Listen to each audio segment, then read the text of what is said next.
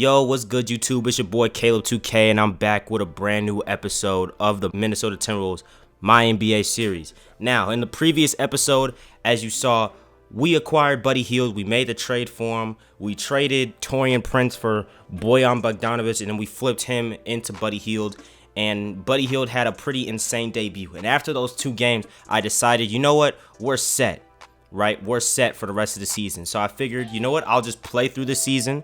And this video is just going to be me just talking about how the season went while talking about my expectations for the playoffs. I'll tell you where we were seeded, all that. You know, who won MVP, the awards, our stats, all of that's going to be in this video. So this video might be a little bit longer, but let me just get started. So after we acquired Buddy Hield, like I just said, I'm like, you know what? We got what it takes. We're ready. We're good enough, right? And so I decided to sim through the season, and these are just some highlights from some games, but I showed this game at the beginning just to highlight like a lot of the inconsistencies, and it was a very rocky road to begin because, as I told you guys in the previous episode, we were around the 10th seed when we traded for Buddy Hield, and this game right here against the Warriors is probably about, I'd say, about 4, 5, 6 games after we traded for Buddy Hield. And you guys remember in the previous episode when we played the Los Angeles Lakers, the #1 seed, and we blew them out of the park, we couldn't miss a shot. But then when we play a severely inferior team, even though the Warriors have Steph Curry and Klay Thompson, they're not better than the Lakers in any way, shape, or form, and yet we got killed because our offense was so bad that night. And the problem with this is our team's success depends solely on how we score. If we can't score, we won't win because we can't play defense. We won't beat you by locking you down. So hopefully our defense can improve a little bit in the playoffs, you know, when it's slower pace. Hopefully that will help. But in the beginning of this little stretch with Buddy Hield, we struggled. We were losing games. You just saw we got blown out by the Warriors. And then this game against the 76ers was also a game that we ended up losing. You know, and the problem was we would dig ourselves holes because, like I said, our defense is so bad. The only way we can stay in games is if our offense is on fire, and we had a stretch where we couldn't score.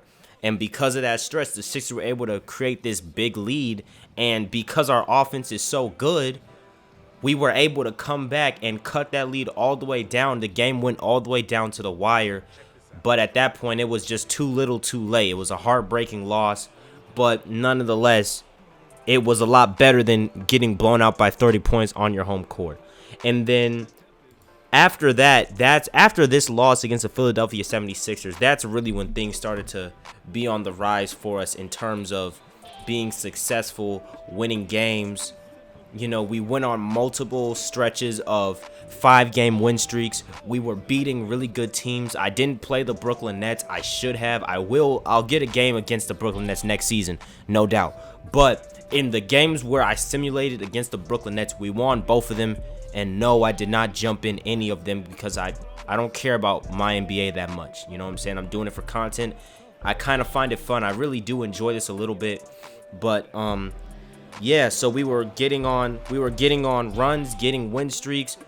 So we had a very successful second half of the season, partially because our offensive production spiked and really became more consistent, and we became a much better team in the fourth quarter, as this is a perfect example right here. This game against Atlanta, we were down the entire game, and then as soon as the fourth quarter comes, that's when we start hitting shots. And I think that's going to be big for us in terms of being successful when it comes time for the playoffs, because you know what I'm saying, this is when it's time to really get serious. And as you can see, we absolutely turn up on them. One more three for Buddy Hield just for good measure. We get that dub against the Atlanta Hawks. And then this game against the Phoenix Suns, as you can see, our record as of this game, 41-32. We had just clinched the play-in game, but we're trying to get into the playoffs. We don't want to deal with no play-in game. I'm not trying to get bounced out because I don't want Luka to drop 73 on me to get me out the play-in, if you get what I'm saying. And in this game against Phoenix, like I said, we just stomp on their necks, just like we finished the season with a record of 48-34. Due to that insane surge of offense in the second half of the season after the All-Star break, we really just came out. We finally figured it out, how to play as a team. The team chemistry went up, and this play right here is just an example. Like, look at the passes, quick passes. I got used to the team, I got used to their jump shots, and I finally figured out how I want to utilize everybody. Giannis ended up winning MVP, Evan Mobley Rookie of the Year, Andre Drummond Sixth Man.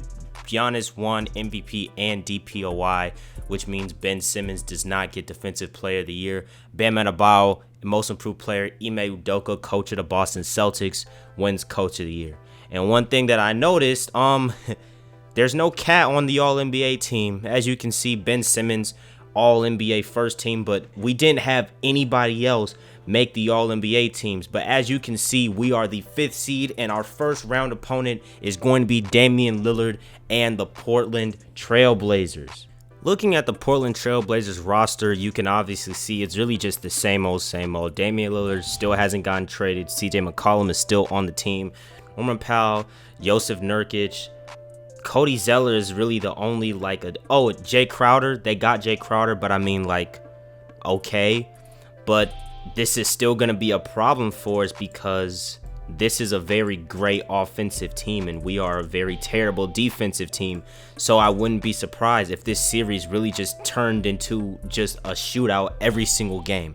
For the end of the season stats, though, you can see Karl Anthony Towns, 22.5 points, 11 boards, shot almost 40% from 3, 47% from the field. Ben Simmons, 14, 7, and 9 on 66% from the field. D'Angelo Russell, 16.5 and 6, shooting almost 40% from 3. Anthony Edwards, we improved his efficiency. His volume stayed around the same. A mild improvement efficiency wise, but hey, an improvement is an improvement. Eventually we want to get that up to a 35. Buddy Hield shooting 40% from 3. This is really exactly what we want.